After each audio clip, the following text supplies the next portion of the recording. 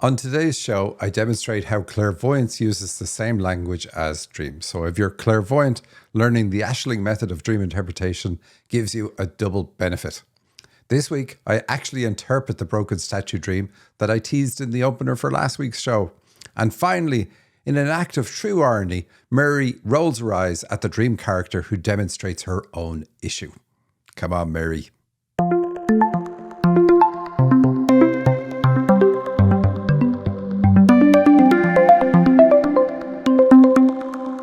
Welcome to the Dream Interpretation Podcast with Michael and Sandy. Hi, everybody. This is another half hour of us eavesdropping on the very personal communication between the spirit world and you while you're here on your journey. That's why we focus on dreams. If you want to know what you're meant to be doing in your life right now at this very moment in time, then look no further than your dreams. Through analyzing your dreams, we reveal your potential and the obstacles you need to overcome. I am very specific. I tell you what your superpowers are or what they might be if you listen to your dreams, what would make you magnificent, and the bumps in life that are holding you back.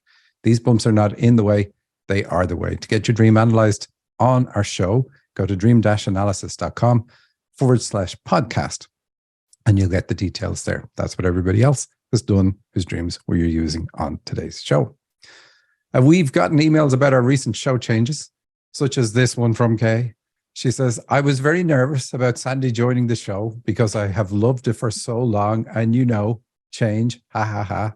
But as it turns out, I love the change. I didn't know I could get through a week without hearing Sandy's laugh on Mondays now.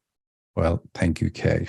Thank you, Kay. I'm glad to hear that. Yeah, and we have got lots of texts, in fact, about that. But I just thought, we haven't said anything about it. But there we go. Do appreciate it. We want to start off with a couple of questions. These are from Linda. What have we got, Sandy? Okay.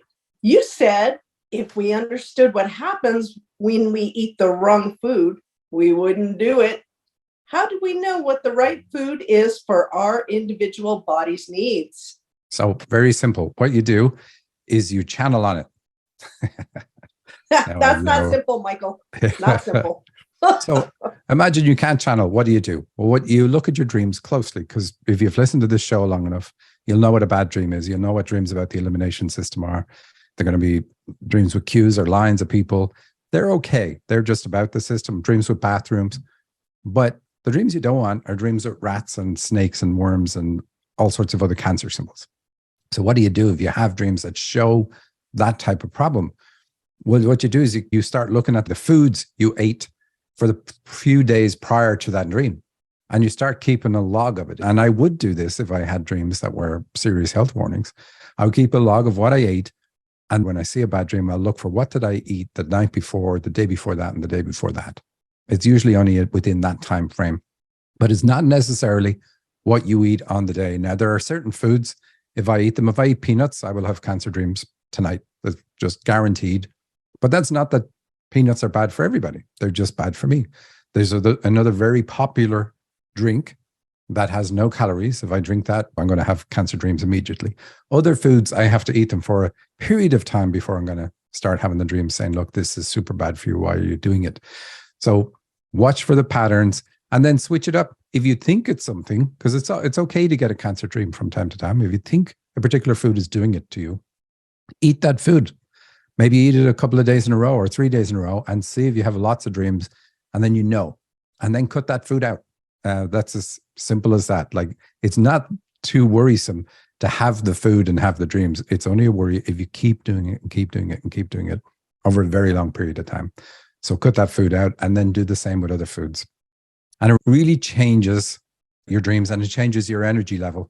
You'll get more than just the benefits of the comfort of knowing that you're not eating foods that are really bad for you. So yeah, I found that out with, I had snow in my dreams after I ate dairy. And then once I cut it out, my sinus problem I'd have for, 40 years went away. Yeah. Funny that. It is. So what's the second part to Linda's question? Oh, yeah. So what happens when you do choose to eat what is not in alignment with what's right for your body? Oh, this is a good one. First of all, you need to go out and buy a dunce's cap, because you should be wearing one. I'm joking because I do that. I still sometimes eat foods that I know are really bad for me, but I shouldn't do it. Because here's what I see that dreams do. They show the foods become toxic. They're not toxic straight away when you eat them, but if your body can't eliminate them, and that's the big problem, then they become toxic while in your body. And then those toxins seep into your bloodstream. And we see that in dreams where you'll see elimination system stuff in the dreams, and then you'll see polluted water. And that's about these toxins getting into your bloodstream. And the toxins get delivered to part of your body. And you end up with physical health issues there. Whatever you end up developing, your dreams are going to show it. And so if you take away the raw material that's needed for your body to develop these issues, then you're avoiding the condition. Take an example. If you are a woman struggling to make it in business in today's society, women will often say that they have to work twice as hard in the same industry to get any recognition whatsoever. And that's very true in our society. But the problem is not to do with your gender. The problem is to do with society. But if you then end up resenting that part of your body, then that's where the toxins go. Think of it this way. If you have a box of stuff that's just in the way, are you going to put it in your favorite part of the house? You're always going to put it somewhere that you don't care about. And our body does the same with the toxins. Maybe I didn't use the best example, but this is what happens. And this is why I said you would never actually eat those foods if you knew what was going on. It's horrible. It is. Are you ready for some dreams? We are ready for some dreams. And here's a dream that we've actually recorded the analysis of this a few times. So hopefully it'll make it onto today's show. I'm excited about this one. It's really a good dream. So the title is Broken Statue, and it's from Sean. I'm at a party held at a large mansion. Love that idea. I'm running fast down a large open staircase when a priest throws a wooden statue at me from a room to the side. The statue breaks into many pieces, which I pick up and reassemble, thinking that I may be able to glue it back together. The priest comes up to me and starts saying that he'll end his life in payment for what he's done or for some past event. Auschwitz, ? I say absolutely not, and give him a good number of reasons why that wouldn't be a good idea, at least because it was an easy way out. I suggest that he can do many more acts of love by staying alive. I also say, imagine that God is here with us now and saying, I love you, I love you, I love you. I think my message gets across. Okay. You like every dream, Sandy. You're a bit like me, so we're broken. Say that. Statues, biased is the word, really. Statues are about goals and ideals. So they're pretty good in a dream. So a broken statue is like a broken ideal. So we know straight away from the start of the dream that Sean is struggling with something.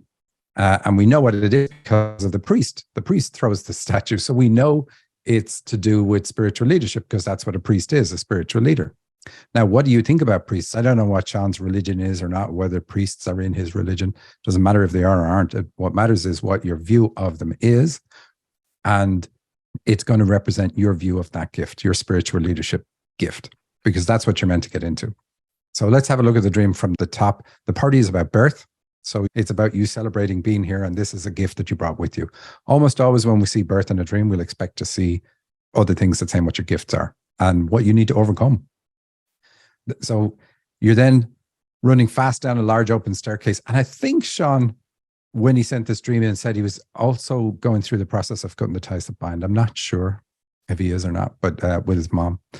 So if that's the case, then the movement downstairs is positive. It's another symbol for birth, really, but it's also about getting into your heart, being able to express yourself, how you feel, etc., and be open and vulnerable when working with other people. And this is something that he's in the process of doing, say, but then this priest comes out and throws the statue. So it's like, this is hard for me, is basically what this is saying. And it's a wooden statue. So we know that there's elimination system issues showing up because the statue is wooden. And because it physically breaks, that's not good too. So we know you need to look after your food intake and stay healthy. Now, it's not a major thing in the dream. We don't see any real negative things other than one extremely negative one, a suicide reference where the priest says, he's going to kill himself. And he's going to kill himself for something he's done prior. This is really about a past life because he talks about it's some past event. So it's a past life where you feel that you did something wrong and you're going to punish yourself for that. And of course, that doesn't do you any good. So most likely, it's a lifetime where you were a spiritual leader and it didn't work out for you and it ended in disaster. And this time around, as you're getting close to using that gift again, it's showing up again as like, oh, this is a problem. I don't know if I really want to go here. I don't want to go into this vulnerable space. But of course, this is all healing for you. So absolutely, this is what you're meant to do. And I like that you pick up the statue and say that you're going to glue it all back together. So you're going to fix it. So as I'm going to do something to fix my ideals. Therefore, we don't have anything to worry about health either, because you're going to take care of this. And so this shows your resolution to do this, which is why I think you're working on yourself. And then you talk the priest out of this. So this is an inner conflict. So you say, look, no, you should live. You can work on love. Start loving yourself. And of course, that's what moving down in a dream is about. It's about moving from your head into your heart and feeling that beautiful space of connection with God, connection with spirit, and feeling the love for yourself and being happy to be here. A lot of people who work in the spiritual field, even though they're very good at working with other people, are not happy being on the planet until they do some work to really ground themselves and bring it in. And Mia referred to this in our interview last week, which I really thought was terrific. What else have we got? Imagine God is here with us now and saying, I love you, I love you, I love you. Now, here's the thing. You don't have to imagine that. God is here saying that. And if you can't feel it, then that tells you that you need to do some work, because it's definitely the case. The whole planet has been created just for you. Everybody in your life is a player in order to bring up situations for you, in order for you to be able to work on yourself and raise your vibration. This isn't just for Sean. This is for everybody. He's well aware of this. And he is a counselor. He helps people. And we see him using his spiritual leadership gift / counseling gift in this dream because he's helping the priest. So he knows he has this gift, but he's hitting this period of frustration. So work on that. Realize that we are always loved. And sometimes we need to remind ourselves that that's the case. When you raise your vibration, you do eventually get to a point where you can feel that love. It's not that it's not there, but we have our vibration is so low that we can't feel that that's true. But work on yourself, keep working on yourself. Eventually you get to a point where that's an obvious thing to you. So anything else in that one? Have I covered it enough for you, Sandy? I think so. You had a comment about this could be an actual conversation because of the way it's played out towards the end. Well, I did say before that the summary of this dream is my life purpose is to move into my heart, but I feel that I've failed in some way and now feel that I need to punish myself. However, I'm giving myself a successful pep talk to keep going. Yes. And so that's really what it is. I did say that it also could be a conversation with another soul from the astral plane, but it isn't. Okay. It does have that feel. And how would you know the difference? You wouldn't likely meet somebody on the astral plane who's talking about killing themselves because they're already on the astral plane, right? Right. But the other thing is, if you're having a conversation, you're not using your mouth, you're telepathically talking to somebody, and people will often point that out. So whether you do or don't point it out, that's how to tell if it's an astral plane conversation. But, wow, that's great. That was a good distinction. Thank you. So here, let's move on now. A question I often get asked is, are visions the same as dreams? And the answer, of course, is yes. Clairvoyance uses the same language that dreams use. And we got the following from Jay. He's in the middle of cutting the ties that bind with his mom. And the process works through the power of symbols. And you don't need to understand that, but just realize that he's doing that. So he's consciously doing it while he's awake. He's listening to a guided meditation, but you're not losing yourself in the process. It's not hypnosis or anything like that. And he's having difficulty with one part of it. So Sandy, if you read out his two visions, then I'm going to interpret them just like I would a dream. Oh, fabulous. I can't wait to see this. All righty. This is from Jay. I am currently cutting the ties that bind with my mom. When I shift to mom in the circle, I get an image of a gal in a big swimming pool, and she's got a white swimming cap on her head. She's in the deep end of the water, and she seems like she's about to climb out of the pool, but hasn't yet. She's more just in place looking over. There's a German Shepherd that seems to have jumped out of the water and is going back and forth towards her in a way as if it's afraid to go back in the water or afraid to go back closer to her. It is soaking wet, so it's pretty skinny. So we have the woman in the water, and she's in a swimming pool, a big swimming pool. So it's good that it's a swimming pool. Swimming pools are a body of water that represents spirituality. All water represents spirituality if it's not polluted. And so a big swimming pool is better than a small swimming pool or a regular size swimming pool. And we'll often see pools in dreams trying to encourage you to dive into life or to dive into the spiritual field. Both are the same thing. Life is a spiritual journey. So if you dive into life, you're doing the right thing. And he has this woman in the pool, and she has a swimming cap on her head. So she's meant to be in the spiritual field. That's good. She's thinking about getting out. So a shepherd is somebody who looks after a flock and represents spiritual leadership. So Jay is a spiritual leader. And we can tell that from the dream. And it's because the woman is about to get out, and the German Shepherd is kind of tentatively going back and forth, wondering, should I get closer or not closer? This is a strange kind of picture. But it's saying that through the process of cutting the ties that bind with his mom, he's activating his own feminine energy, which is activating this gift because it works through feminine energy. And he's at that point of almost making the connection that will be given by the dog connecting with the woman, or the woman stepping out of the water and ready to step into her gift, let's say. Also, the woman getting into the water would be the same thing. It doesn't matter which way it goes, just in case somebody's wondering. So what is his next little segment? Yeah. In the next vision I see is towards the end of the cutting the ties that bind, and it's of a queen like Queen Elizabeth and someone else driving in a Volkswagen Beetle towards me. It is a light colored Volkswagen, maybe like a light yellow or pale yellow. The queen is sitting on the left side and driving, and there is just someone with her. I can't tell who. It might be a younger lad as her passenger. All right. So we said the German Shepherd dog was about spiritual leadership, and then the queen is also about spiritual leadership. And you can look these up in my book or the dictionary that's freely available on the web, dream-analysis.com. Just download the dictionary from there. Have a go at your own dreams. And you'll see that these symbols are the same thing. And it's one of the things I love about this process is it validates itself as you go through the interpretation, because you'll see one symbol that says this means this, and then you'll see other symbols in your own dream, same dream, that back it up and say your interpretation of the previous symbol was correct because this means the same thing. And that's really good. That's probably one of the best things about this process. I like that he says that the queen is driving the car. That's the ideal. So it's my spiritual leadership gift is in the driving seat, is really what it says. Or my feminine side is in the driving seat. And again, because it's the queen, it's like this is now empowering my spiritual leadership gift. Why? Because spiritual leadership works through feminine energy. It really comes from your heart. Counseling is the same. It just comes from your heart.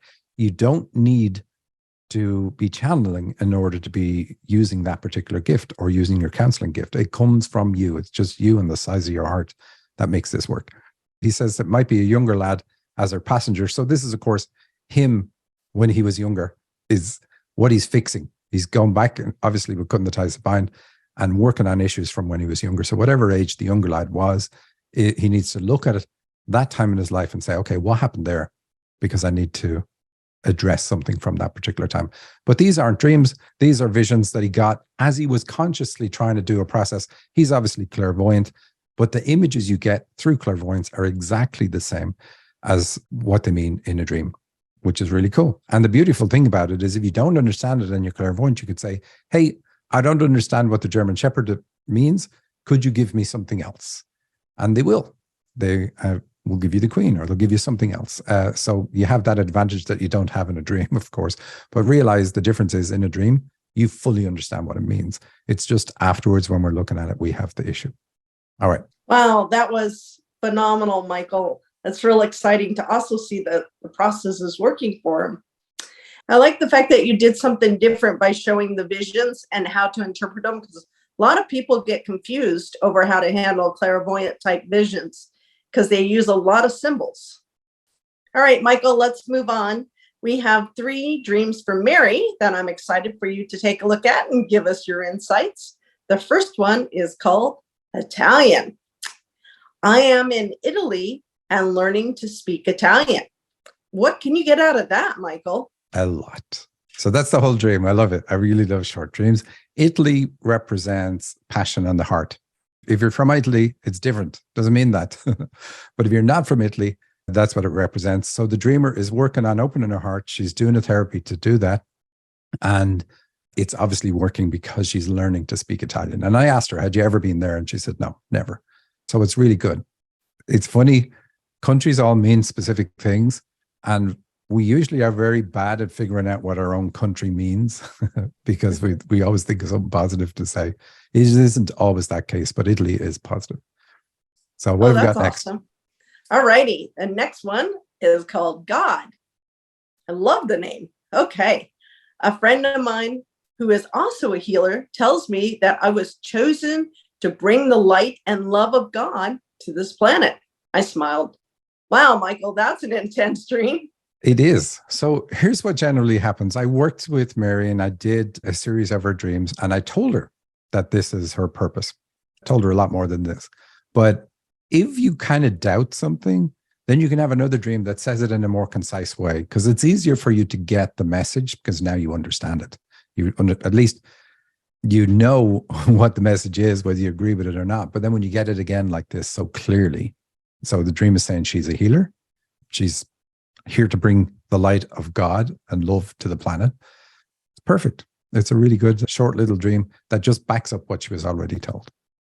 And because she smiled, it looks like she's stepping into it, would you say? Well, she can't deny it anymore. So we put ourselves down. You'll see this in all the dreams we're doing almost all the time. A person is disagreeing. I don't have this gift. I'm not a good channel. I'm not a good spiritual leader. I'm not a good healer. We put ourselves down, except to the outside world. We can act really confident and so on. But our dreams show the real us, what we really think about ourselves. And so this here is like, okay, I really am at that level. That's amazing. I accept it. And I've been caught almost. That's awesome. All right, here goes the third one. It's called Standing in Line. I'm standing in line with a few people. A male is beside me. He says he's a little stressed about what questions they will ask him to get his driver's license. It seems we are in a new state or country. People speak English. I'm the first one in line. When I get to the counter, I realize they don't really ask much. I write yes on the sheet and move along to another place where I need to answer more questions. I'm at the end of the line. A young man who has not a lot of facial expression makes me complete the process. I asked him if he likes his job. He said yes, but as that people don't share much things with him, which makes him a little sad as he loves to chat with people. I think to myself, if you would smile more, maybe people would talk more. All right. So I like this dream because it reminds me of the conversation I had with her when I analyzed this dream for her. So if you send your dream into the show, I'm probably going to send you questions about your dream or contact you and we'll analyze it live together so that I have all the details so we can share it with the listeners, which is really cool. So here, standing in line with a few people, we know the dreamer has digestive system issues because of that. And this is only half of the dream. There's more of the dream and it goes into foods and stuff like that. It flips between two topics. It flips between digestive system and expression of how you feel. So a male is beside me. He says he's a little stressed about what questions they'll ask him to get a driver's license. Now that's really good because a driver's license, it allows you to achieve your goals. Being able to drive a car in a dream is about achieving your goals. So having the license is like the officials in the spirit world have endorsed me and given me permission to go after this goal of, from the last dream, bringing the love of God to the planet by helping people to heal. So really good. It seems we're in a new state or country. So that's also good. Expanding beyond your borders, your current borders is always good in a dream. People speak English, that's fine. And she's the first in line. So that's about, I am ready. You know, I'm next. It's like I'm at the top of the line. Normally I would put myself back, right at the back. But this is like, no, the time is now for me. There isn't any more prep for me to do this. Now, of course, she's feeling brave here, but then in a minute, she loses that braveness. She gets to the counter. That's like, this is what I'm accountable for. And realize they don't really ask much. This is like leaning into her not expressing. I write yes on the sheet of paper. That's good. So she's agreed that she's been reminded really in the dream that she's agreed to do this work while she's here. And then she moves to the end of another line. Oh, no, we don't want that. The part that's really funny, though, is this. And this is why I like the dream. The young man who has not a lot of facial expression makes me complete the process. So she's criticizing in her mind this guy in the dream because he's not expressive. But you're everybody in the dream. So this is about her not being expressive. Then she asks him if he likes his job. He says yes, but he adds that people don't share much. This is about her not sharing much. It's all about sharing your feelings, sharing how you feel, how you really feel. And people like Mary, they tend to think, well, nobody wants to know. I'm not going to bother people with how I really feel, etc., etc. But really, you should. It's not that it's a burden. You've come up with an excuse for why you want to continue with being the way you are, which is, I'm not going to let anybody know how I feel about anything. Anyway, so we have the don't share reference there, and it makes him sad. So we know she's sad. And then she says here, I think to myself. So this is what she does. She thinks to herself. She doesn't express. She keeps it to herself. But she says, if you would smile more, maybe people would talk more. But she doesn't share that with him, which is exactly the point of the dream, that you need to share. You have within you an idea that's going to make this man's life a lot better and remove his sadness, but you don't share it. And of course, to do the work that you need to do, you're going to have to be more open. And that's what you're working on. So there's nothing new you need to do. Your dreams are really just reflecting this particular change. But I really like the dream about how it's kind of like almost a setup for you to walk into a trap, to say that you don't share much. And then for you to, even in the dream, to not do it while you're thinking this person isn't sharing. So I love it. That is hilarious, Michael. So that's our show for this week. We're out of time. Really enjoyed the dreams. Please do continue. Go to dream-analysis.com/podcast and follow the instructions there and send us your dreams. We need them. They're the lifeblood of the show.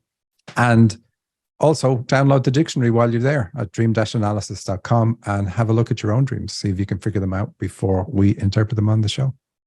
Thank you, everybody. Have a great week. Bye.